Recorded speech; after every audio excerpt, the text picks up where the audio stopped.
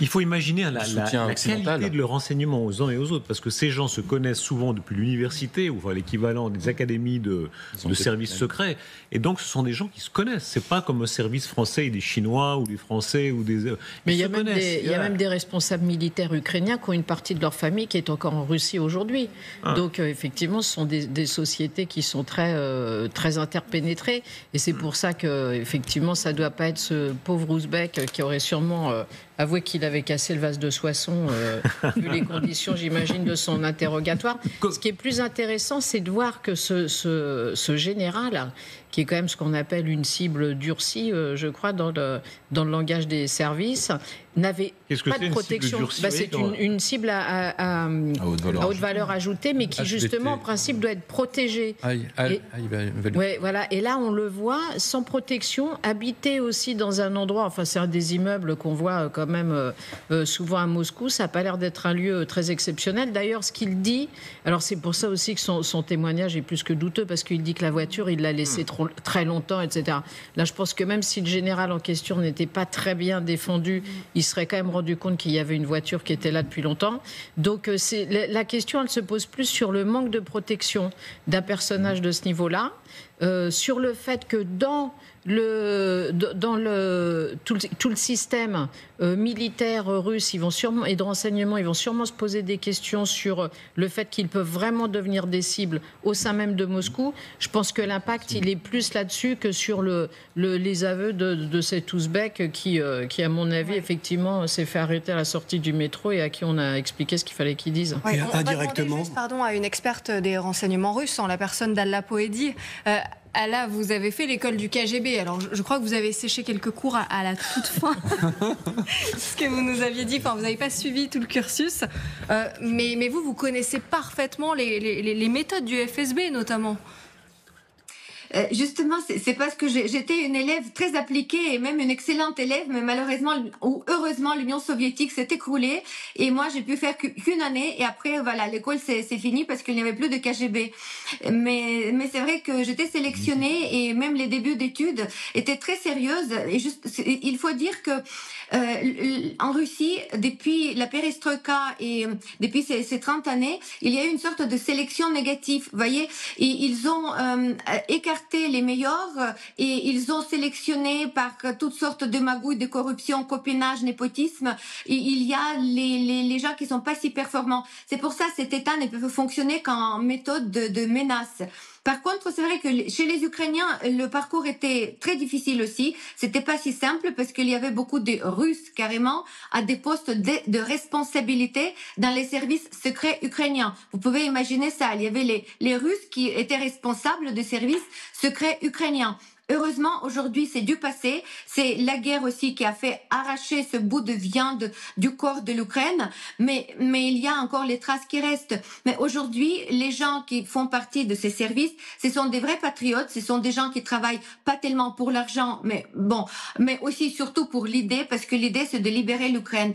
Et c'est pour ça, notamment cette opération, elle est aussi brillante, parce que tout a réussi dans cette opération. Et après, c'est vrai qu'ils ont attrapé un pauvre inconnu ouzbek qui fait partie aussi de ces natsmen, nationalités minoritaires en Russie, qui sont tellement méprisées aussi par le peuple, par la Russie, et qu'il fallait mettre un ennemi, vous voyez, à la suite aussi de l'explosion de l'acte terroriste qu'ils ont mis sur le tête de Dagestanais, qui s'appelait Crocus, l'école du KGB. Je ne sais pas si vous nous entendez.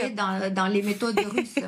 Là, Darius a beaucoup de mal à croire que vous avez fait l'école du KGB. Vous nous confirmez?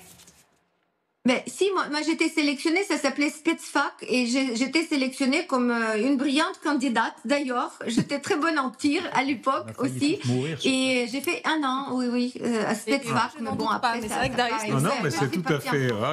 Chacun est libre de ses carrières. Ce qui est intéressant aussi, c'est que les Ukrainiens ont revendiqué cette attaque, alors qu'ils ne l'ont pas fait pour d'autres.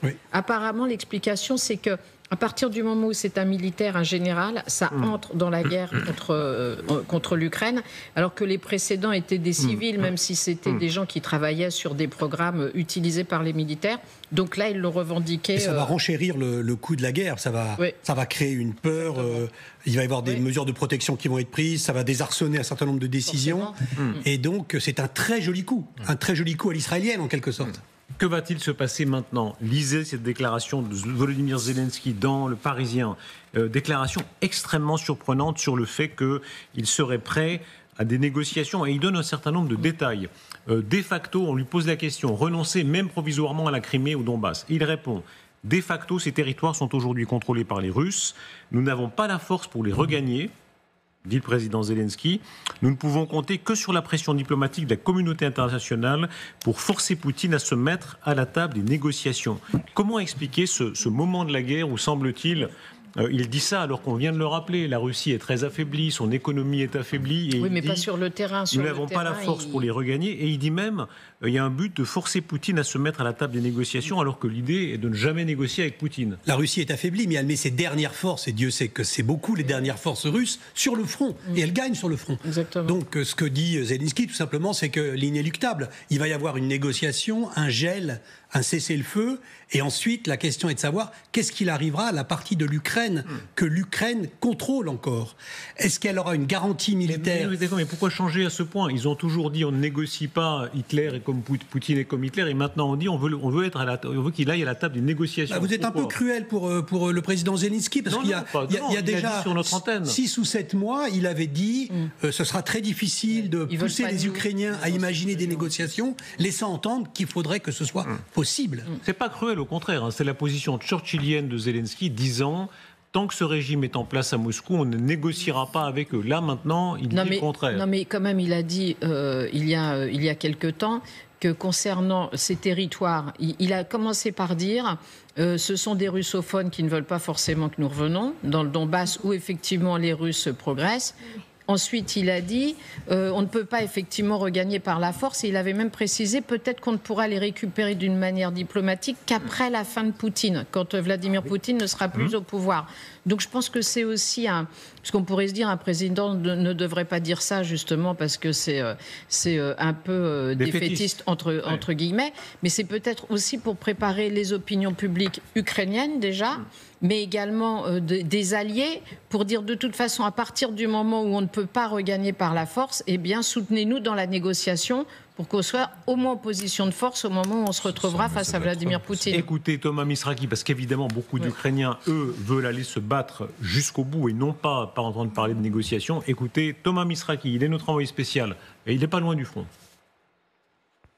Considérant le nombre de réactions des principaux responsables politiques et militaires de l'Ukraine ces dernières heures et la teneur de ces réactions, il semblerait que l'armée ukrainienne ait des difficultés. Volodymyr Zelensky tout d'abord, qui demande à ses principaux soutiens occidentaux une aide militaire d'urgence. Le président ukrainien qui affirme que son armée n'est plus en capacité de reconquérir le Donbass ou la Crimée. Son chef de cabinet estime, lui, que l'Ukraine n'est plus en capacité de négocier avec la Russie en position de force. Le ministre ukrainien des Affaires étrangères qui s'est entretenu avec son homologue australienne lui a demandé de renforcer son aide militaire. Quant au commandant en chef des forces armées d'Ukraine, il parle non seulement d'une contre-offensive russe dans la région de Koursk qui est intense, mais aussi d'une situation extrêmement tendue sur les 1130 kilomètres de front. Ce qui inquiète les Ukrainiens, évidemment, c'est l'avancée des Russes à l'est, mais aussi ce qui se préparait au sud. Selon les renseignements militaires ukrainiens, les Russes seraient en train d'amasser des troupes dans la région de Zaporijia, aux abords de Robotyne, mais aussi dans la région de Kherson, au sud-est de la ville du même nom.